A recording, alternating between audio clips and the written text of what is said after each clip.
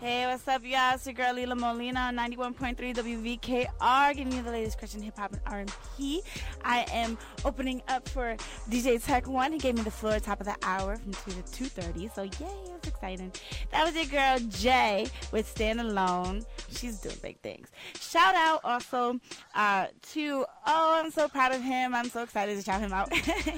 My homie Mike Benzea. He is starring in one of the new reality shows called Summer Camp. That's on USA Network. That starts July 11th at 8 p.m. Y'all better tune in and support him. Woo woo. He's supporting the 845.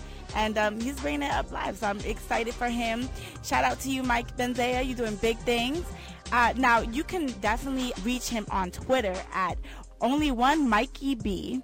And then also on Facebook, you just put in search Summer Camp Mikey. So again, just hit him up, support him. Again, July 11th, 8 p.m. It's going to be popping. All right. Now, this next artist I'm putting up is Mike Flowers. He's doing big things, local artist. Again, it's your girl Lila Molina at 91.3. To me. I didn't mean to blow you off.